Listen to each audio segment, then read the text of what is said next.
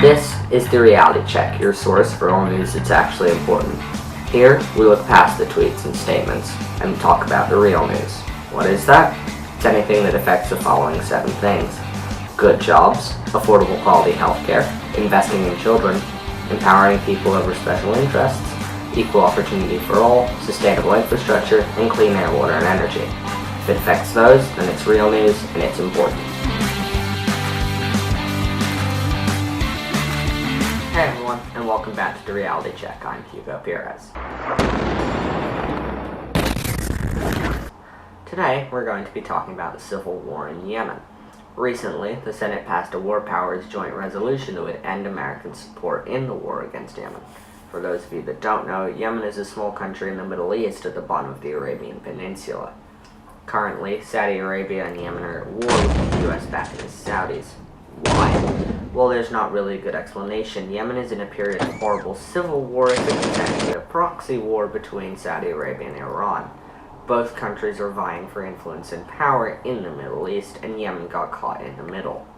This war has killed 7,000 innocent people, and most of these casualties were caused by the Saudi coalition using American weapons. It's a great honor to have the Crown Prince with us. Saudi Arabia has been a very great friend and a big purchaser of equipment and lots of other things. There is no doubt when we are helping Saudi Arabia drop bombs on churches, on weddings, on cholera treatment facilities, and on some legitimate military targets that we are engaged in war. It is unconstitutional and unlawful for us to be involved in a war, and make no mistake, we are involved in a war.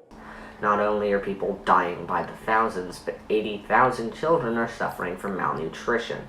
The US sends weapons and equipment to the Saudis to help them fight, but this resolution would end that.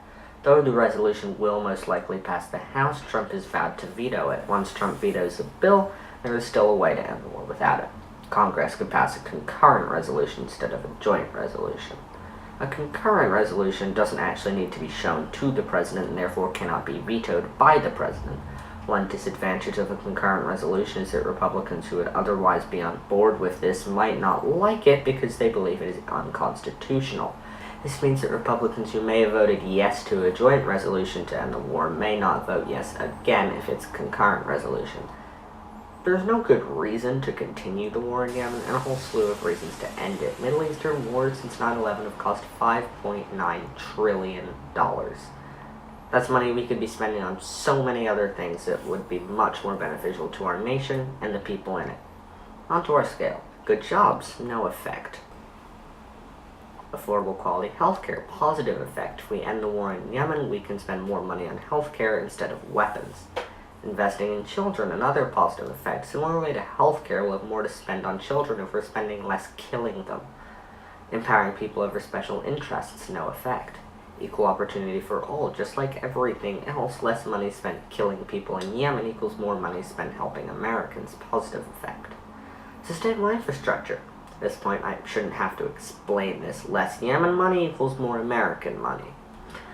Clean air, water, and energy. I'm getting bored here. Less money in Yemen will lead to more money to help the environment. In conclusion, end the war in Yemen. Please.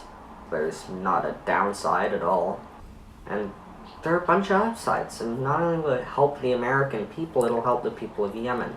This war is one of the worst man-made humanitarian crises in history, and it needs to be stopped, whatever it takes. Thanks for watching.